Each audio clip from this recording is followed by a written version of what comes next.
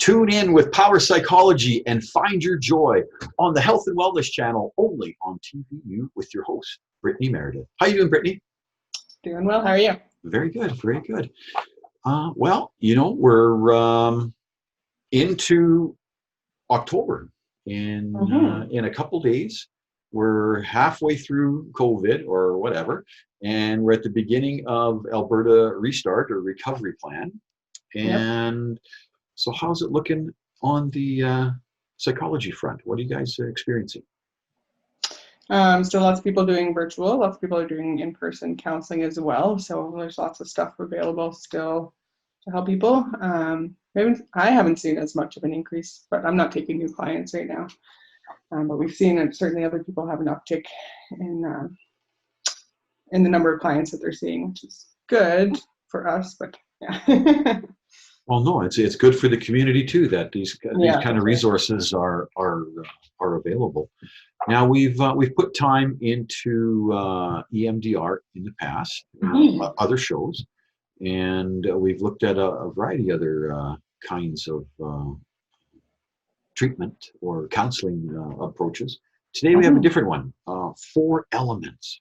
Very interesting. Yeah, so the 4 elements is really just a tool that's originally part of EMDR, developed by Elon Shapiro.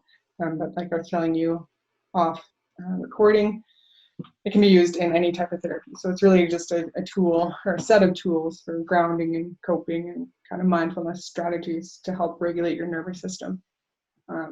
Especially now, I imagine more and more people are having difficulty regulating your nervous system when we're continuing to go through this pandemic and school starting and things reopening, and there's all different types of anxieties happening, right? So I thought this would be a good time to talk about these exercises, and ideally people will practice them and make them kind of part of their day-to-day lives eventually, so it becomes second nature to be using them.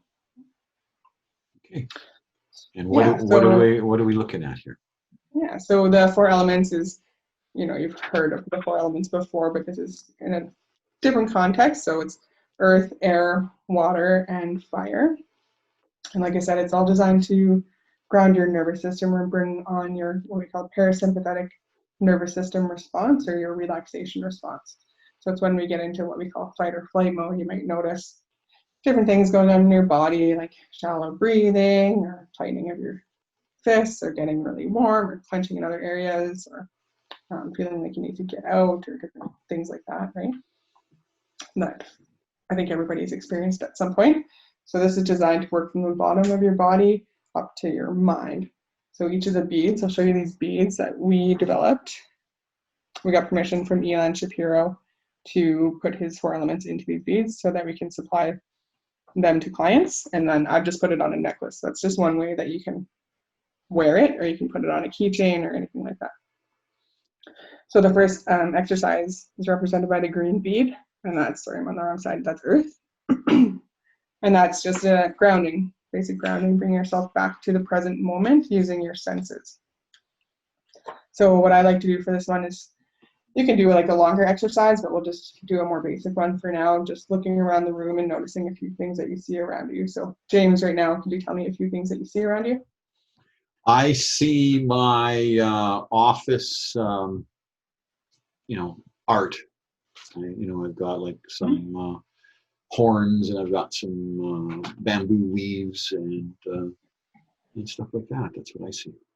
Yeah, good. And then is there anything that you can hear around you? Actually, because I'm in the studio, I don't hear anything except what's in my headset. So I hear your questions. That makes sense. I wonder if you can hear anything on my end. Like, can you hear any buzzing in the background or something like that? I can hear actually, if I really listen, I can hear my computer, some of the computer fans on the server. So. Cool. And then a few things that you can feel against your body. I can feel my socks inside my sandals, which is a fashion faux pas, but it is fall. I can feel my chair under my legs and my back. I can feel my headset, and I can feel my prop glasses. I don't know. Perfect. Yeah, that's it. That's all you really have to do for that one. You can notice as many things as you'd like. And that's Or you can that's the technique, is to bring you in contact with your physical experience, the physical yeah, part. with what's going on in the present moment, right? So you could bring Okay. smell and taste into it as well, or anything Okay. else that you notice. Yeah. That's interesting. Okay. Yeah. So the next one up is the clear bead, and that one's air. Air. That's for breathing exercises. So people often have some trouble with breathing exercises because they don't empty their lungs first. So anytime that you're going to do a breathing exercise, it's important that you take a nice breath in and out. Empty your lungs completely, and then start. So breathe in for a count of 4. Hold it for a count of 4. Breathe out for a count of 4. And hold for a count of 4. And that one you can practice as many times as you'd like, and then just go back to your And regular.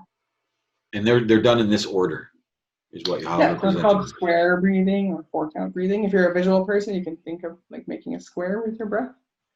Interesting. Now the one part that was different there than other ones that I remember is holding after you've exhaled. So that was interesting. Yeah. Now, Yeah. so what's the, just a brief overview, what's the breathing doing? Just calming your nervous system. If you can take a nice deep breath, you can all of these things are toward letting your body know that you're safe, because your body sometimes thinks that you're unsafe because it can't logically get to what's actually going on in the situation. So it's kind of misinterpreting it, and that's just evolutionary stuff, right? Okay. Yeah. So we you can take a nice big breath. We're obviously not running away from something dangerous or drowning or whatever. Exactly. Right? So the things that are in our minds. Yeah, we're safe. Not even our minds. I guess it's our minds, but it's more our reaction, right? So yeah, you're okay. deep in your brainstem, right? Mm-hmm. Yeah, so breathing exercise. Sometimes breathing exercises, when they don't have that pause, I find you get too much oxygen, you get kind of dizzy. So I like to have the pause in between. I like it. It's good. I like the. Another way to do it is to breathe up. Imagine breathing up one side of your body and the whole just crossing over, and then breathe down the other side and cross over again. That's a nice one too. That's a good one. Yeah. That's interesting too. And you could reverse the direction. Totally. That'd be Right. kind of neat for sure. Yeah. Yeah. So the next one up is the blue bead. That one stands for water. Mm-hmm. Takes a little bit more explaining. For this one, it comes back to our nervous system again. But when we're in fight or flight mode, our digestive system turns off completely, because it wouldn't be a good use of resources. Say if you were running away from a bear, you're not going to stop to eat some food or whatever. You're going to keep running, right? So if you can stop and invest something, or drink some water, or chew something, then obviously you're safe again. Your body knows that you're safe, and your mind can then follow. So basically, drink a glass of water is that step. Yeah, totally. You can chew some gum. You could eat something, but you just want to do it mindfully. So if we're doing eating with this, I think somebody came on here and talked about mindful eating. Was it Monica? Mm-hmm. Just to again use your senses. So notice what you see and what you it wouldn't be here. Well, it could be here if there's like a wrapper or something. You can hear the sound of the wrapper. Notice the texture. Really pay attention with all your senses to what you're eating. And even thinking about something you like eating can make your mouth water too, right? And what does this do? Produces saliva. Mm-hmm. If you're producing your saliva, then your digestive system is on. Your digestive system turns back on. Yeah. So one of the symptoms of fight or flight is your mouth gets dry. This is good. Okay. Yeah, so that's pretty simple. I think that's the fastest one. Again, you can do any of these on their own, or you can do them all together, right? But the next one up is using your imagination. So it's red, and it represents fire. It could also represent light. So we took this up to Fort McMurray, and we used it in our EMDR training with people who had been through the Fort McMurray fires. So we changed the red bead to yellow, and we called it light instead of fire, for obvious reasons, right? Well, you can't. It's a word you can't communicate past, right? You want them to be able to experience the word fire without triggering, but yeah, I understand. That is so. This is so. Now we're doing. Are we? Now we're using our imagination, and this is going to a place where you feel secure, calm, at peace. It can be somewhere in your imagination. It can be somewhere that you've really been. For a lot of people, it's on a beach or on a mountain or somewhere like that. So it's a sanctuary, use of imagination to find sanctuary. Yeah, for sure. Okay. And most people can come up with a place like that, right? Mm-hmm. And if you can't, you can try to find like a safe kind of state of being, or sometimes a person's secure place is actually in our office. So sometimes you have to create a secure place, right? Depending on your circumstances. Outside right now is good. Yeah. It's a right? beautiful, beautiful day. It's one of those strange days where the light is almost shouldn't be this warm, but it is. It's a beautiful warm day. So this is a kind of a good day to remember for the backyard. That kind of. Or go into the river valley, or and see all the changing colors of the trees. It's a really good place to practice this. This is very interesting. So I just want to mention one more thing about it. Anytime we're using our imagination, we want to come back to the ground too. So it's a good practice to come back and just notice again what's in your surrounding, because a lot of people can get into kind of a trance place in that. And so we want you to be able to come back and go on with your day. Okay? Yeah, that's interesting. It's interesting because I know that with my work, I'm doing these Zooms or I'm on the phone, right? Mm-hmm. So to just leave my office and then go to my home and be inside boxes again, I find anxiety level going up. So I walk, right? And when I'm walking, I like to look at what's around, right? As opposed to just being, you can carry that isolation even when you walk, right? So yeah, absolutely. But it's interesting that is in this. It's almost like technology. So who developed this again? His name is Elan Shapiro. So Elan. Yeah. Shapiro. He's not related to Francine Shapiro, who developed EMDR. But he's a big EMDR person. Okay, and that's so the earth. So it's earth, earth, air, water, fire. Yeah, exactly.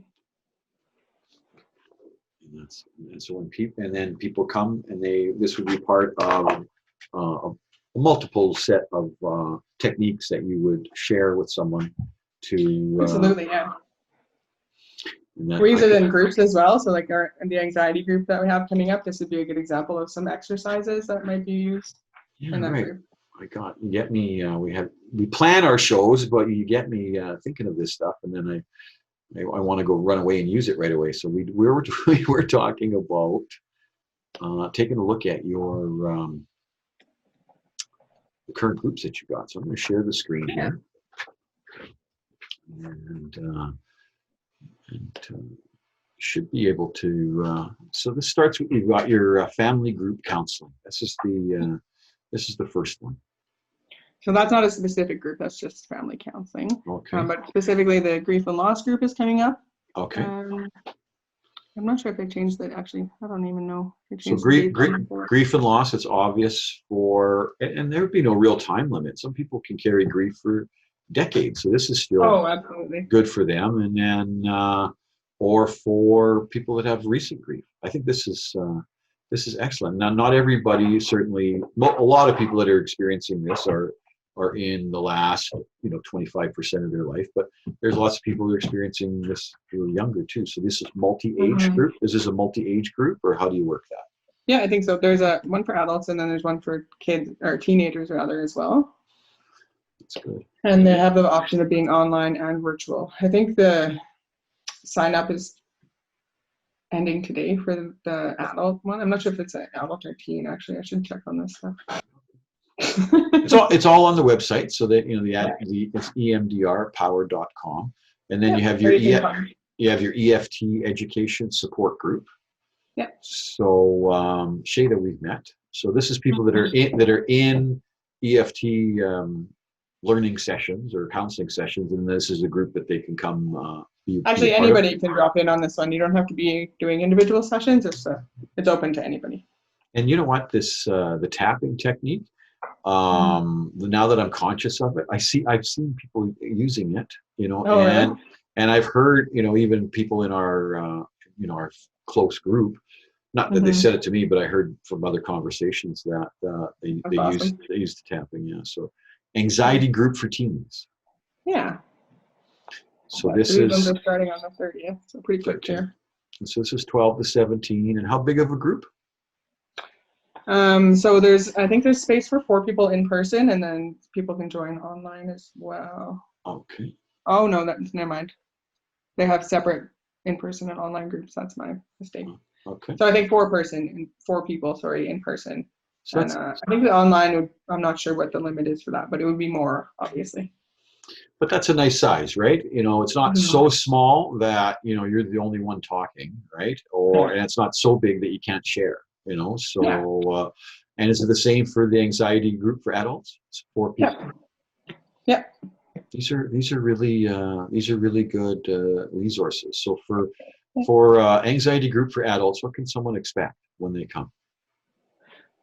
Things similar to what we worked on. I'm not sure how much of it would be processing. Some groups have more of a processing component, so you might talk more about your anxiety or where it stems from or what the roots of it are, and kind of work through some of that stuff. Some of it is just kind of psychoeducation and support, so we'd be learning about anxiety or practicing different techniques like this.